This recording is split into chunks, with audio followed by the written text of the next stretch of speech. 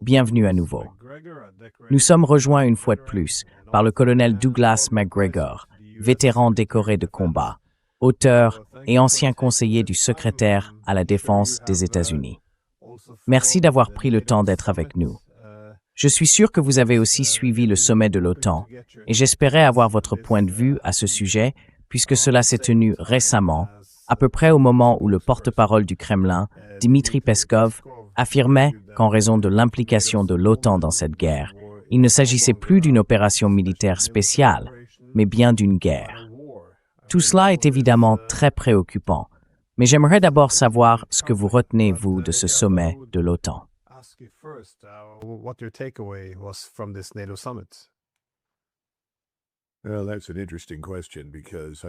Eh bien, c'est une question intéressante, parce que, selon l'endroit où l'on se trouve et la façon dont on voit les choses, on n'en tire pas forcément la même conclusion. Pour ma part, c'est assez simple. Une fois de plus, je reste sidéré par l'absence totale de cohérence stratégique dans tout ce que Donald Trump dit ou fait. C'est ce qui le rend très divertissant. C'est d'ailleurs pour ça qu'il a eu du succès comme star de télé-réalité. Mais je pense que ça crée du chaos et de l'incertitude partout où il passe. Peut-être quelque chose qu'il apprécie et dont il pense tirer avantage. J'ai donc été surpris qu'on revienne sur le sujet du Groenland et sur l'idée qu'il serait crucial d'occuper le Groenland pour empêcher les navires chinois et russes de menacer d'une manière ou d'une autre les États-Unis en passant par le Groenland et l'Europe.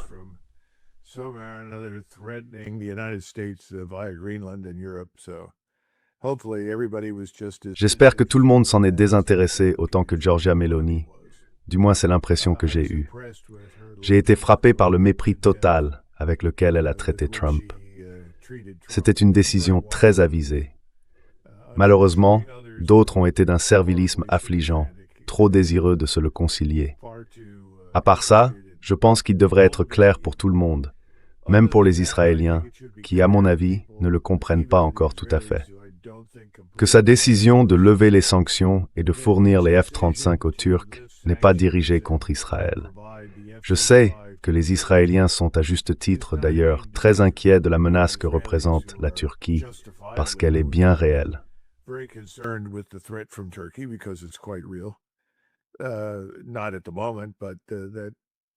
Pas pour le moment, mais c'est quelque chose avec lequel ils vont devoir vivre s'ils survivent à cette étape. Plus important encore, je pense que Donald Trump est en train de soudoyer à nouveau M. Erdogan pour qu'il reste de notre côté, qu'il laisse les Israéliens tranquilles, qu'il prenne ses distances avec Moscou, qu'il réduise sa coopération avec les Iraniens et, entre guillemets, qu'il soit notre ami, ce qui veut en réalité dire « fais ce qu'on te dit de faire ». Maintenant, le fait qu'il ait pu remettre ses F-35 à Erdogan ne garantit pas forcément tout ça. Erdogan est par nature machiavélique. Il ira toujours dans la direction qu'il juge la plus avantageuse pour lui et pour son pays. Soit. Mais je pense que pour l'instant, c'est exactement ce que Donald Trump voulait obtenir.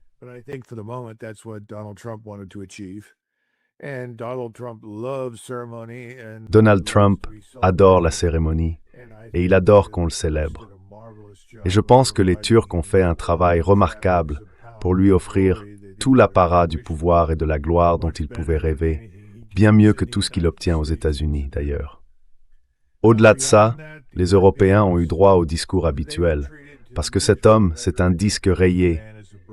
Il répète sans cesse « Vous ne dépensez pas assez, vous n'en faites pas assez, et chaque fois que je traite avec vous, je suis frustré, j'ai envie de me retirer, et ainsi de suite. » Et tout cela, au final, alimente le désir des Européens de trouver un moyen d'entraîner les États-Unis dans une confrontation militaire directe avec la Russie.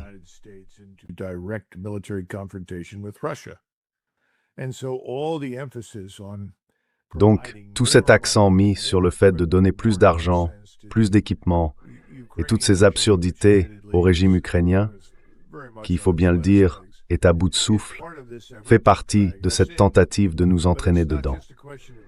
Mais ce n'est pas seulement une question de nous entraîner, c'est aussi une manière de provoquer le président Poutine. Et ça, c'est quelque chose que les Européens essayent de faire, à mon avis, depuis au moins 3 ans. Sauf que maintenant, c'est devenu très sérieux. Il est clairement évident que la Lituanie et d'autres pays membres de l'OTAN, comme la Finlande, qui partagent une frontière avec la Russie, non seulement offrent ouvertement des bases, voire potentiellement des armes nucléaires sur leur sol, qui pourraient nous appartenir et être utilisées contre la Russie, mais ils laissent aussi entendre qu'ils sont tout à fait disposés à coopérer avec l'Ukraine, de toutes les manières possibles, pour nuire à la Russie.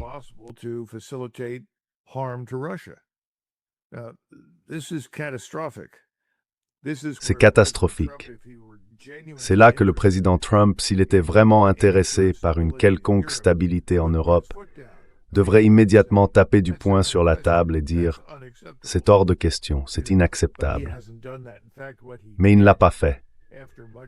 En réalité, après beaucoup d'insistance et de tractations en coulisses, il s'est contenté de s'asseoir et d'écouter Rubio, notre secrétaire d'État, expliquer pourquoi il était si important à ce stade, si l'on voulait faire avancer les négociations pour mettre fin à la guerre, d'aider les Ukrainiens à frapper en profondeur sur le territoire russe. Et comme si ça ne suffisait pas, le président Trump a ensuite pris la parole pour dire « Oui, je pense que c'est une escalade, mais je crois que c'est la voie du succès dans les négociations et vers la paix. » Incompréhensible.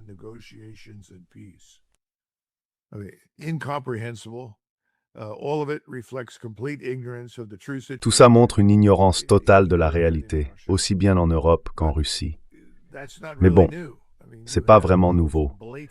On a affaire, à mon avis, aux amateurs les plus flagrants qu'on ait eus depuis Roosevelt. À l'époque déjà, tout le monde essayait de prévenir Roosevelt encore et encore. Churchill aussi d'ailleurs. On lui disait « Écoutez, on est entièrement d'accord pour vaincre les nazis. On comprend ça, mais il n'y a aucun intérêt à créer une situation qui profite à la menace soviétique. » Et il le disait ouvertement. On peut le lire dans les notes de l'état-major impérial de l'armée britannique.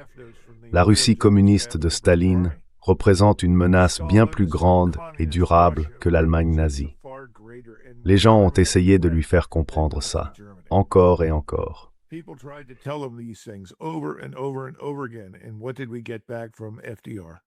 Et qu'est-ce qu'on a eu en retour de Roosevelt?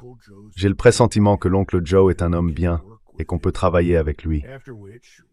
Après ça, malgré toutes les informations disponibles, les gens autour de lui, de Harry Dexter White à Harry Hopkins, Félix Frankfurter et Henry Morgenthau, la plupart, qu'on appellerait aujourd'hui des mondialistes, sionistes, pro-communistes, lui ont servi tout un tas d'inepties qu'il a avalées avec enthousiasme et répétées ensuite.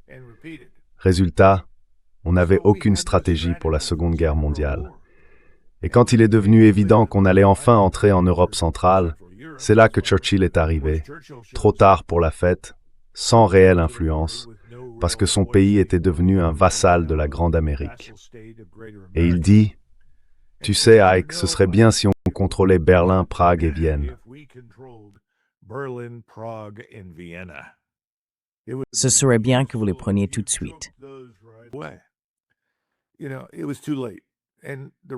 Vous savez, c'était trop tard. Et le reste, c'est de l'histoire. On connaît tous cette histoire. Et certains disent « Ah, la Seconde Guerre mondiale, c'était formidable. » Non, pas du tout.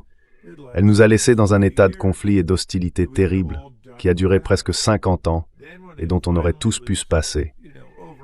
Puis, quand enfin tout ça a été, disons, surmonté, on n'a pas pu s'empêcher d'en rajouter, encore une fois, dans l'espoir de détruire cet État russe qui venait tout juste de se libérer du communisme. Alors, qu'est-ce qu'on a avec Donald Trump à Istanbul? Le même genre d'ignorance, la même absurdité. Il montre une fois de plus qu'il est influencé non seulement par les gens qui l'entourent, mais surtout par ceux qui lui parlent juste avant qu'il ouvre la bouche.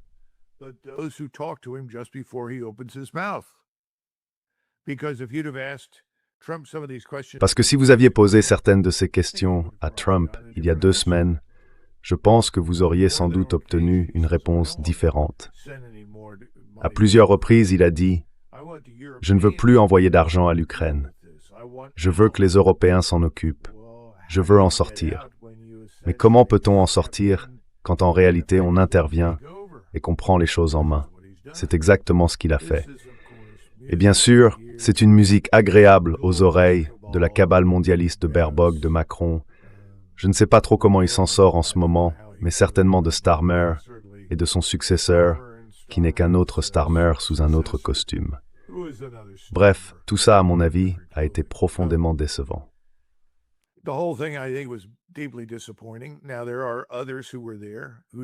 Il y en a d'autres qui étaient là, mais qui n'ont pas beaucoup parlé. Et ce sont eux qu'il faut observer de très près. Je parle des Hongrois, des Croates.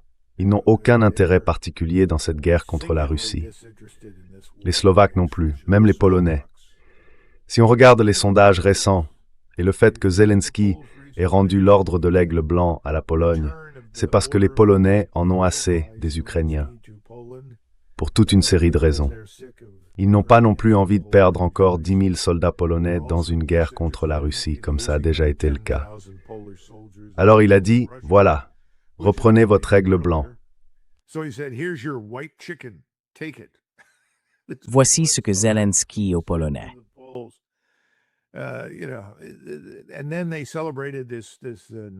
Et puis, ils ont célébré ce nazi, Bandera, et ses amis, qui ne se contentaient pas de tuer des Juifs. Ils voulaient aussi tuer des Polonais, et ils en ont massacré plus de 100 000.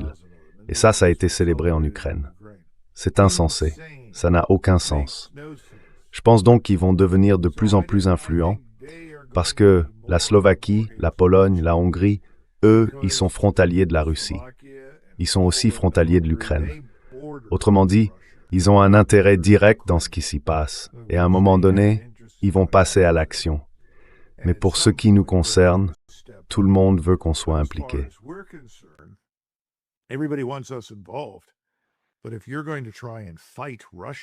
Mais si on essaie de combattre la Russie, ou si on essaie de mettre en place, je crois, l'idée de Trump, quand il parlait d'une zone d'exclusion aérienne au-dessus de l'Ukraine, enfin, s'il tente de faire ça, qu'est-ce que vont faire les Polonais, les Hongrois, les Slovaques?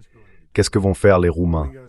Est-ce qu'on va commencer à faire décoller toutes nos missions depuis la Suède et la Finlande, ou depuis le Danemark, la Norvège, l'Angleterre? Je ne sais pas si quelqu'un y a vraiment réfléchi, mais c'est complètement fou. Donc à mon avis, tout ça a été une catastrophe, sauf pour Donald personnellement. Lui s'est énormément amusé.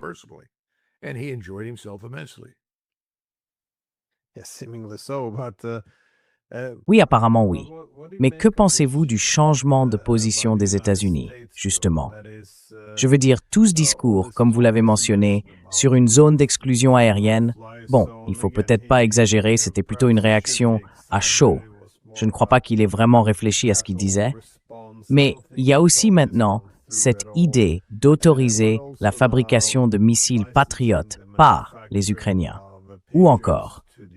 Et puis, ces déclarations de Rubio, selon lesquelles toutes ces frappes en Russie seraient une bonne chose. Est-ce que selon vous, cela marque un vrai tournant du côté américain, ou est-ce simplement, disons, un geste symbolique pour rassurer les Européens? Parce que, comme vous l'avez dit, l'objectif principal des Européens semble être d'entraîner les États-Unis dans une guerre avec la Russie.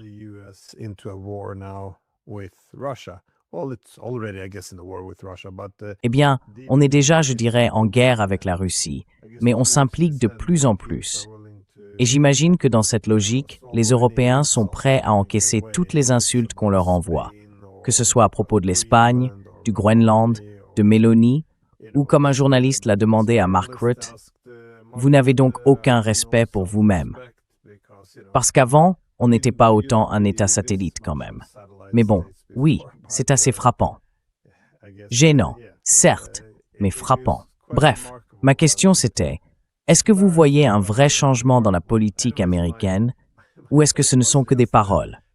Parce qu'avec Trump, parfois, c'est difficile à dire. Non, je pense que c'est une question tout à fait légitime. J'ai dit que d'un certain point de vue, c'est dangereux, très dangereux. Vous savez, si on revient à Casablanca en janvier 1943, c'est là que Roosevelt a soudainement annoncé qu'il exigeait une reddition sans condition. Et Churchill a été stupéfait. On le voit d'ailleurs dans le film, il se retourne un peu et dit quoi? On n'a jamais parlé de ça. Même Staline, qui n'était certainement pas un humanitaire, avait assez de bon sens pour dire « Écoutez, on pense qu'il faut négocier avec ces gens-là. On a des contacts et les Allemands pourraient être prêts à trouver une issue négociée à tout ça. Pourquoi faites-vous ça? » Eh bien, Roosevelt avait décidé. Il avait décidé seul.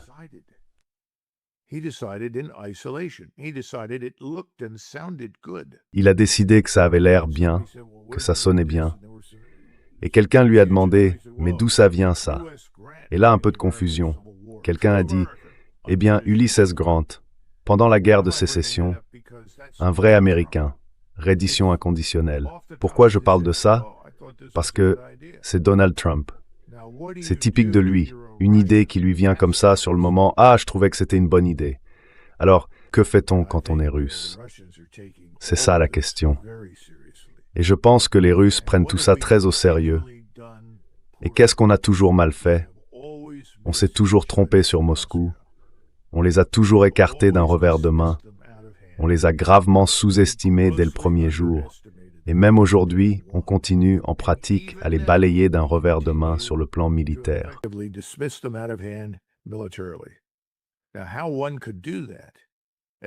Comment on peut faire ça à ce stade? C'est incompréhensible. Mais Glenn, je suis sûr que tu l'as vu. Moi, je le vois tout le temps ici à Washington. Ah, les Russes, ils ne feront rien. Tu vois, c'est cette idée qu'on titille le cobra encore et encore. Le cobra reste là, il bouge pas.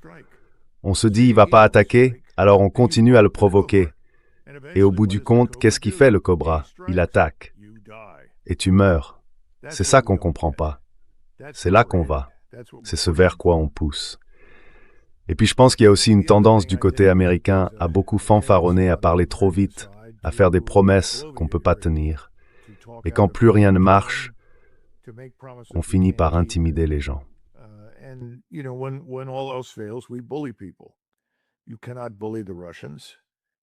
On ne peut pas intimider les Russes, on ne peut pas intimider les Iraniens, on ne peut pas intimider les Chinois. Faut oublier. C'est fini, c'est terminé. Alors, qu'est-ce que vous espérez obtenir? Je pense qu'on perd beaucoup de soutien dans le Golfe, mais aussi en Europe, de la part de nombreuses personnes. C'est pas quelque chose de très connu ou reconnu ici, aux États-Unis, mais c'est bien réel. Et je pense que ça va faire qu'empirer. Donc oui, ça m'inquiète. Je trouve ça très dangereux.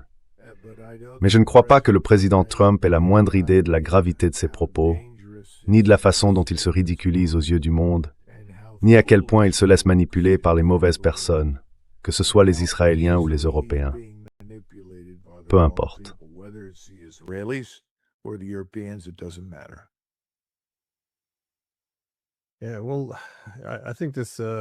Oui, eh bien, je pense que cette tendance à sous-estimer les Russes vient sans doute de cette paix hégémonique. Parce que pendant la guerre froide, on savait qu'il fallait rester prudent. Mais après la guerre froide, quand on vit dans une paix hégémonique, par définition, si votre sécurité dépend de votre puissance, peu importe ce que pensent les Russes. Toute la logique, c'est qu'on peut se permettre de les ignorer. Mais dès qu'on admet qu'il faut prendre en compte leurs préoccupations, on reconnaît en fait que l'ère hégémonique est terminée.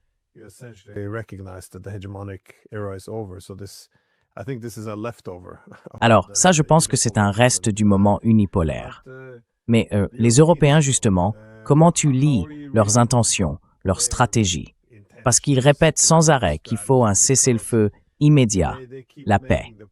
Et dès que ce sera en place, ils disent qu'ils pourront envoyer leurs troupes en Ukraine. L'Ukraine aurait alors une sorte d'adhésion à l'OTAN. Mais enfin, est-ce que c'est de la bêtise ou de la provocation? Est-ce qu'ils cherchent à empêcher la paix? Ou bien, est-ce qu'ils croient vraiment à leur propre propagande de guerre, selon laquelle il s'agirait d'une guerre impériale menée par la Russie, sans aucun lien avec l'expansion de l'OTAN? Comment tu évalues la position des Européens là?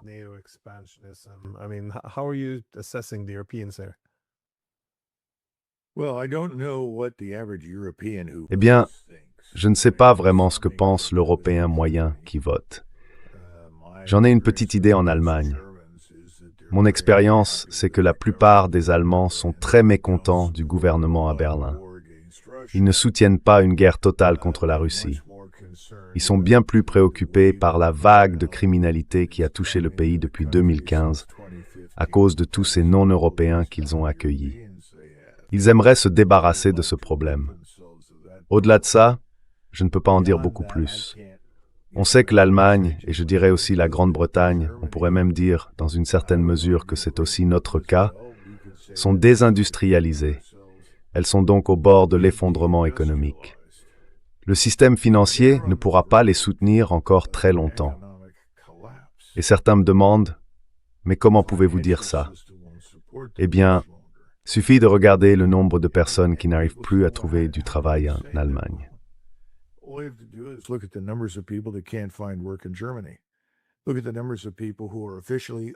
Regardez le nombre de personnes qui sont officiellement au chômage, qui dépendent entièrement des aides de l'État.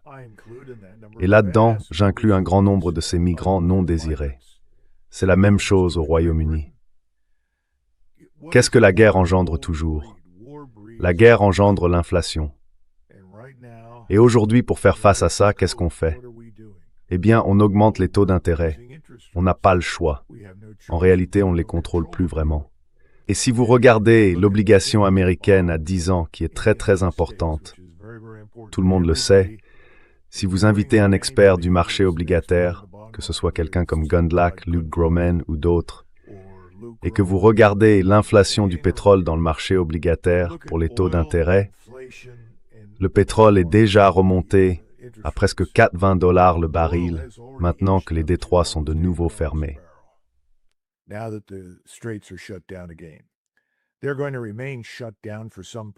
Ils vont rester fermés pendant un certain temps. Je ne sais pas combien de temps exactement.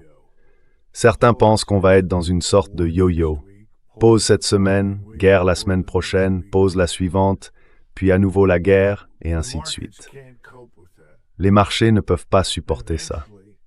Et à un moment, tous les efforts entrepris par les gourous de la finance qui entourent Trump, ses amis et les milliardaires de New York, pour faire baisser le prix du pétrole en le vendant à découvert encore et encore, en profitant de déclarations publiques faites au bon moment, tout ça va échouer. Ça ne marchera plus. Et quand ce sera le cas, si on regarde le marché obligataire aujourd'hui, le taux des obligations à 10 ans est monté aux alentours de 4,5, voire plus.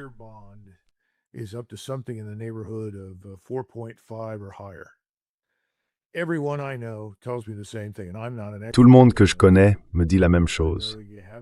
Et je ne suis pas un expert dans ce domaine, mais je ne pense pas qu'il faille l'être pour comprendre ce qui se passe. Quand le taux d'intérêt des obligations à 10 ans atteindra 5%, ce sera fini. On ne pourra plus rembourser la dette, on ne pourra plus emprunter. L'effondrement du crédit, qui sera inévitable à ce stade, va entraîner tout l'Occident dans sa chute. Et c'est exactement la direction qu'on prend en ce moment. Beaucoup de gens, moi y compris, pensaient que Trump avait compris le danger. C'est pour ça que j'ai trouvé qu'il avait fait une déclaration intelligente quand il a signé le protocole d'accord. Tout le monde sait que ce protocole est une abomination pour Donald Trump, pour son administration et pour tout Washington. En gros, c'est un aveu que nous ne sommes plus la puissance hégémonique. C'est bien ça, ton point.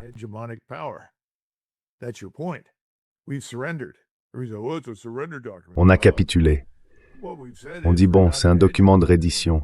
En fait, on a dit qu'on n'était plus l'hégémon. Et franchement, ça me va très bien, à moi comme à la plupart des Américains, parce qu'on n'a pas envie de dépenser notre argent pour ces absurdités. C'est inutile. On n'a pas besoin d'être l'hégémon. On doit simplement se défendre et protéger nos vrais intérêts. Mais à Washington, ce n'est pas du tout l'état d'esprit. Donc je pense qu'on va droit dans le mur. On va atteindre ces 5%, ça va casser, et ensuite on sera en chute libre. Tout va s'arrêter net. Maintenant, quand est-ce que ça va arriver? Je n'en sais rien. Ça peut être le mois prochain, à Noël ou en octobre. Mais je pense qu'on y va tout droit. Je ne vois pas comment on peut l'empêcher. Les Européens, eux, je crois, n'y croient pas.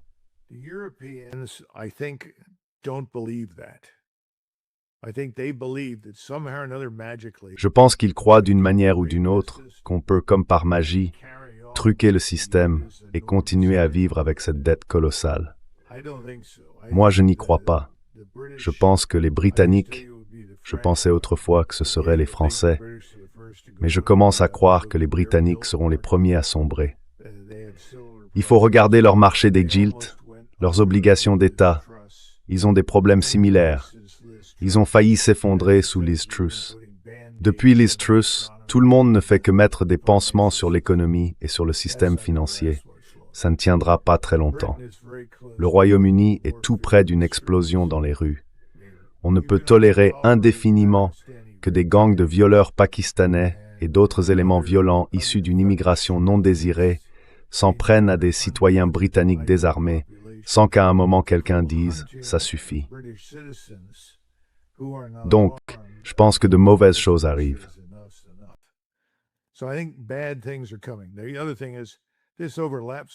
L'autre aspect, c'est que tout ça ne se limite pas à une déception économique. On est aussi face à une véritable guerre de classe. Et je pense que c'est vrai dans une grande partie de l'Europe, parce que les élites mondialistes sont pour l'essentiel complètement déconnectées de la majorité de la population. Elles s'en fichent.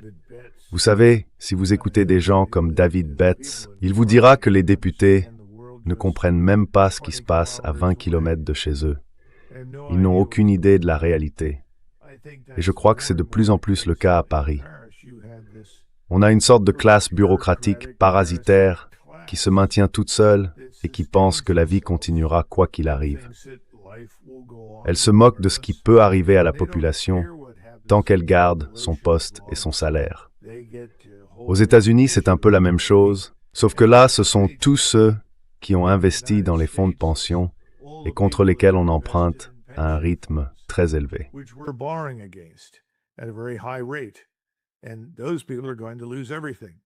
Et ces gens-là vont tout perdre. C'est ma génération. Ce sont les fameux baby boomers, ceux qui cotisent à tout ça depuis des années. Tout ça va arriver. Et ça va vraiment tout changer. Mais en attendant, le danger, ce sont les remarques stupides qu'on fait sur des choses qu'on ne peut tout simplement pas faire. Et si on essaie, on va échouer. En réalité, c'est un appât pour les Russes. On les provoque, on leur dit « montrez que vous êtes sérieux, montrez que vous en êtes capable ». Et là-dessus, je dois reconnaître une chose au président Poutine, il a su ne pas tomber dans le piège. Et il avance. L'autre jour, je me suis assis avec quelqu'un qui connaît bien les affaires russes, qui comprend l'armée et les difficultés qu'il rencontre.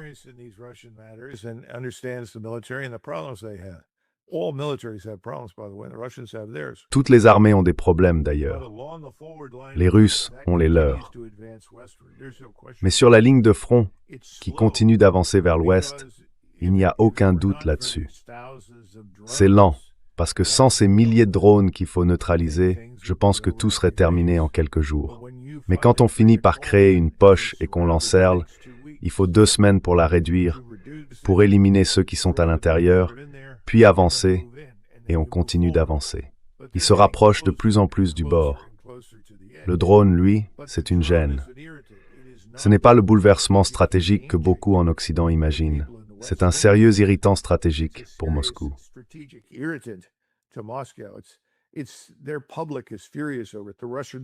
Leur opinion publique est furieuse à ce sujet.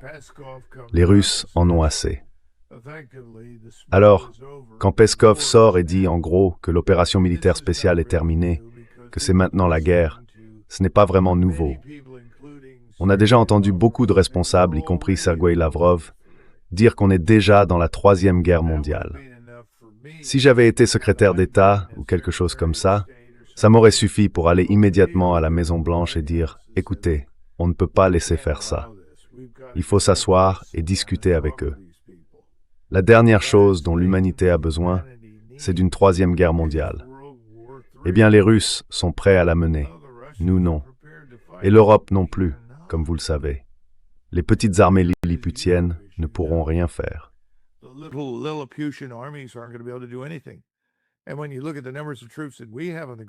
Et quand on regarde le nombre de troupes que nous avons sur le terrain, environ 110 000, 113 000, peut-être plus, qu'est-ce qu'on va en faire? Ensuite, il faut les ravitailler, les soutenir, les déplacer. Il faut aussi les protéger contre toutes ces menaces. Et pour tout ça, on n'est pas prêt. Alors qu'est-ce qu'on va faire? Compter sur la puissance aérienne. Notre aviation est déjà largement engagée dans le Golfe Persique et dans la guerre contre l'Iran. Je ne sais pas vraiment ce que ces gens ont en tête. La plupart du temps, je pense que c'est du bluff. Mais je crois aussi qu'il y a une part d'auto-illusion, l'idée qu'on est encore la même puissance, dans la même position qu'en 1991.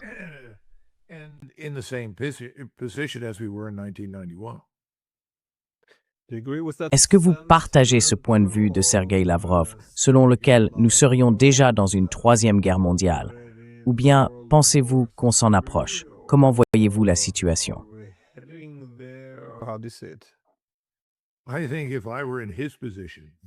Je pense que si j'étais à sa place, en voyant ce qui se fait, et qui va fondamentalement à l'encontre de la sécurité nationale de la Russie, je réagirais sans doute de la même façon.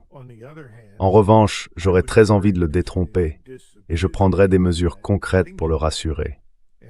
Mais ce n'est pas ce qu'on fait. On agit comme si nous étions les seuls à compter, et que ce qu'il pense n'a aucune importance. C'est cette relation de type parent-enfant que Trump essaye d'imposer partout où il va, avec tout le monde et avec le reste du monde aussi. Vous savez, du genre, je leur ai dit qu'ils avaient une chance, qu'ils voulaient un accord. Eh bien, s'ils veulent un accord, ils n'ont qu'à faire ce que je dis. Franchement, Monsieur le Président.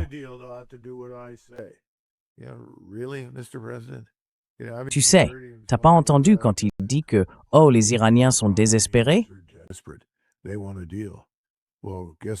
Ils veulent un accord. Eh bien, devinez quoi? Les Iraniens, eux, sont en mode guerre totale. Et nous? Non. Et si on compte les affronter dans leur région, là où ils vivent, juste à leur porte, il faut bien réfléchir à ce que ça veut dire. Parce que ce sera une guerre longue, une vraie guerre. Et encore une fois, on n'est pas prêt pour ça.